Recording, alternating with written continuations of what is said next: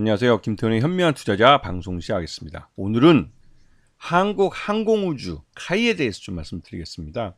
이 회사는 그 예전 IMF 직후에 이 항공사업을 하고 있던 대기업들의 이 항공사업들을 모두 하나로 모아서 빅딜을 통해 탄생한 업체입니다.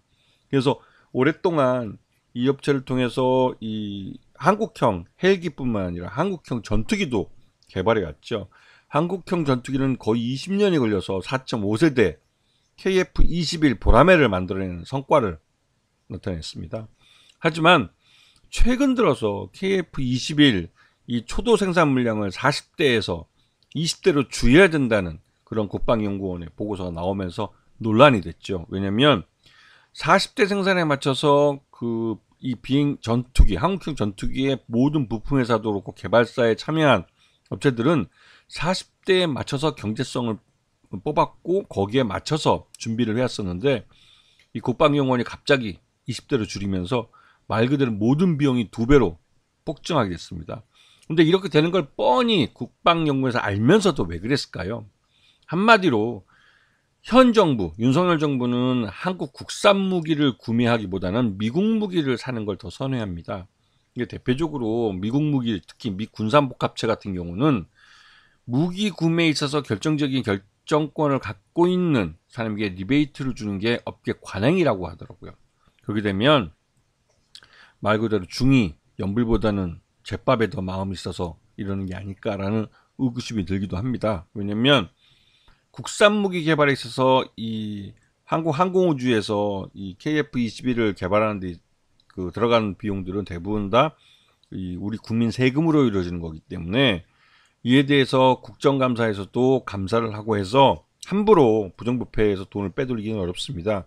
하지만 미국 무기를 사주는 것은 미국 민간기업인 그 방산업체들, 미 군산복합체로부터 구매를 하는 거기 때문에 물론 미국 의회에서 견제를 받지만 그것은 우리나라와 일본 같은 그 동맹국 사이에서도 그 급이 있기 때문에 일본은 우리보다 같은 무기를 사더라도 더 성능이 좋은 기능의 무기를 구매하게 됐고 우린 똑같은 가격을 주더라도 일본보다 이 성능이 떨어지는 무기를 갖게 되는 거죠.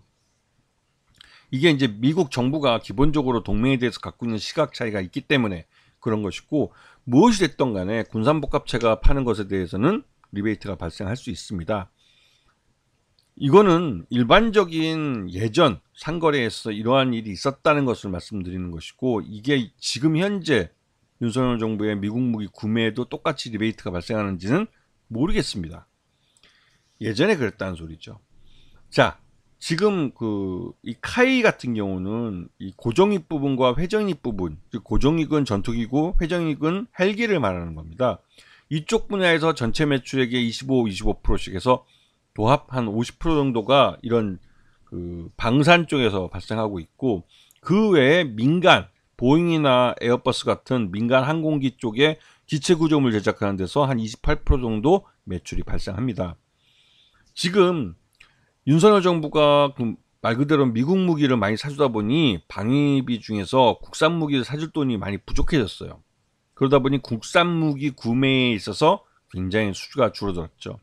이 KF-21 구매도 마찬가지 연장선상에서 볼 수가 있을 겁니다. 그렇기 때문에 이 카이도 방산 쪽보다는 민간 쪽 사업을 더 활성화시키려고 노력하고 있습니다. 지금 3분기 잠정 실적으로 작년보다 매출 외형은 늘었지만 영업이익이나 또 이 당기 순이익은 작년 동기보다 좀 줄어든 그런 양상이죠. 이거는 여러분들이 언론을 통해서 국산 무기의 우수성을 많이 홍보하는 기사들을 본 것과 전혀 반대되는 결과일 겁니다. 이게 언론에 의해서 포장되는 것과 실제 이 시장, 진짜 시장, 리얼 마켓은 다르다는 사실을 분명히 기억하고 계셔야 돼요. 현명한 투자자라면 이 숫자에 나온 것을 믿으셔야 됩니다. 그게 옆에서 뭐 국산 무기의 우수성이 어떻고 뭐 이렇게 떠들어대는 거 그거 다 쓸데없는 소리죠. 왜? 투자자는 내가 지금 쌀 때 주식을 사서 비쌀 때 파는 것, 즉 쌀 때라는 것은 기업 가치가 적을 때, 또 비쌀 때는 기업 가치가 대외적으로 많이 알려서 너도나도 투자자들이 모두 사겠다고 아우성 칠 때 그때 이제 비싸게 파는 거죠. 자, 이 카이의 최대주주는 한국수출입은행입니다. 이 수출입은행 26.41%를 갖고 최대주주로서 경영권을 행사하고 있고 국민연금이 10.3%를 갖고 있으면서 2대 주주로 있죠. 그렇기 때문에 둘이 합쳐서 36% 정도가 37% 정도가 지금 경영권 지분이라고 볼 수가 있습니다. 그러면 당연히 정부가 하고 있는 거죠.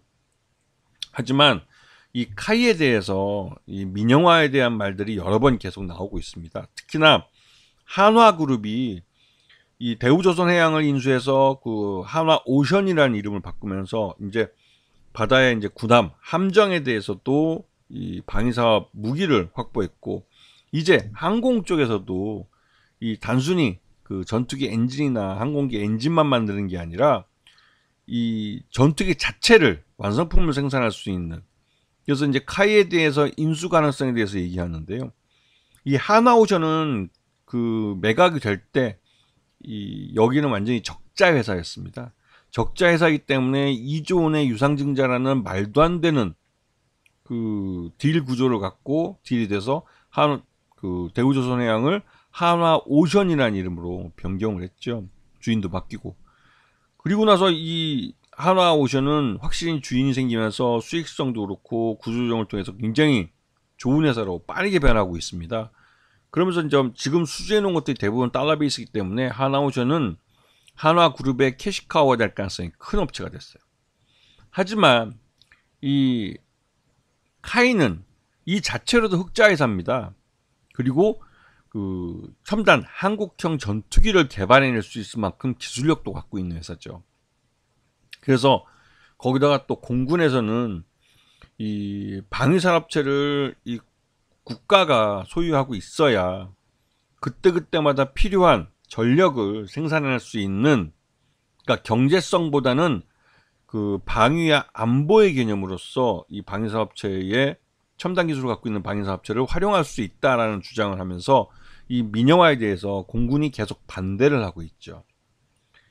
근데 이 최근 들어서 보시면 아시겠지만 이 카이의 실적이 굉장히 급격하게 나빠지고 있어요.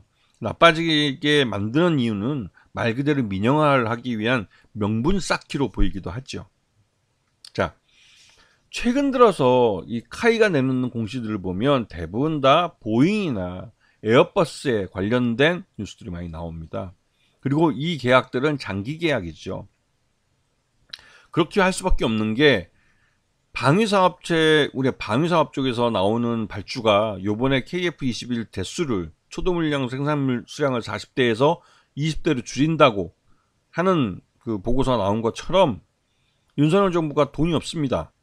재정적으로 거의 뭐 말 그대로 좀 파탄했다고 말해도 과언이 아닐 정도로 지금 조세 수입 또한 뭐 50조가 넘게 빵꾸가 난 상태고 그 정부 운영을 아주 개판을 하고 있는 거죠. 그러다 보니 당연히 방위사업체로 국산 무기를 살 돈이 없는 겁니다. 그런데도 불구하고 미국 무기를 살 때는 돈을 엄청나게 써댔죠. 그래서 지금 초도물량 20대로 줄이겠다고 해서 이것에 대해서 공군에서도 반발이 심하고, 왜냐면 공군은 이 그러니까 F4나 F5 같은 1970년대, 80년대 생산된 말 그대로 연령이 40년이 넘은 전투기, 노후 전투기에 지금 파일럿들을 태워서 하늘에 올려보내고 있는데 자꾸 사고가 납니다. 이 조종사들이 파일럿들이 잘 탈출을 하면 다행인데 자칫하다가는 파일럿이 희생이 되죠. 작년에도 전투기 한 대가 떨어져서 귀중한 생명이 희생이 됐습니다. 파일럿 한 명 키우는데 돈이 굉장히 많이 들어가는데 거기에 이제 그 상갓집에 이 윤석열 대통령 그 와이프도 왔죠. 그런데 이 실제로는 지금 윤석열 정부가 하는 짓은 그 노후 전투기를 계속 운용을 하고 그 미국 그 F-35 전투기 같은 것을 20대를 더 사버린 겁니다.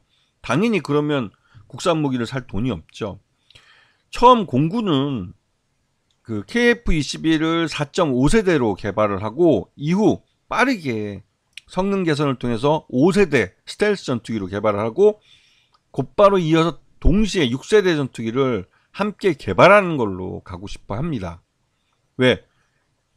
우리나라 바로 이웃나라인 일본이 영국과 함께 6세대 전투기 개발에 착수를 했어요. 이거는 우리나라 전투기가 동해상에서 이 독도 영유권 문제로 일본 전투기가 붙었을 때 우리 전투기들이 한 세대가 아닌 두 세대가 더 늦어진, 그러니까 과거 세대의 전투기를 갖고 6세대 전투기를 상대해야 된다는 대단히 큰 리스크에 직면하게 되는 거죠.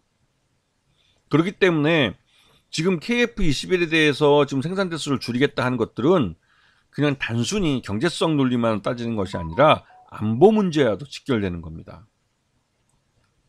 자, 이 윤석열 정부가 작년에 들어서자마자 미국 무기를 18조 원이나 구입하면서 말 그대로 국산 무기 구매할 돈이 없습니다. 이건 문재인 정부 5년 동안에 그 미국 무기를 사는데 들어갔던 돈의 7배를 작년 1년 동안 사용한 거예요. 정신 나간 거죠. 이 정도면 말 그대로 글로벌 호구라는 소리 들을만 합니다. 자, 이 한국 항공우주 카이의 실적 둔화 우려가 커지고 있고 윤석열 정부에서 국산 무기 개발을 포기할 가능성이 있다라는 말까지 나오면서 이 항공우주 산업이 카이의 주가가 흘러내리고 있습니다. 그동안 수주해 놓은 것들이 꽤 있기 때문에 아주 서서히 내려가는 거지만 이게 냄비 안에 개구리처럼 아주 서서히 죽어간다고 볼 수가 있죠. 결국은 이 한국 항공우주 카이를 윤석열 정부 임기 내에 민영화하려는 의도를 갖고 이런 것이 아닐까라는 의구심이 들기 때문에 주식 투자자로서는 지금 현재 시장에서 살 의미가 없는 거죠. 왜냐하면 주가가 오를 가능성이 있어야 매수를 할 텐데 이런 식으로 지금 카이의 발목을 잡고 있을 거라면 실적 개선이 기대되지 않으면 주가는 오를 수가 없습니다. 그래서 이 회사 항공우주뿐만 아니라 다른 방위산업체들도 물론 한화라는 확실한 주인을 갖고 있는 한화 에어로스페이스는 좀 다른 얘기지만 다른 방산업체들 같은 경우는 이 윤석열 정부의 이 안보 그 방산 정책에 따라서 굉장히 좀 어려운 시기를 보낼 가능성이 크죠. 그런 부분들을 잘 봐두셔야 되는 겁니다. 아시겠죠? 자, 오늘 방송 여기서 마치겠습니다. 감사합니다.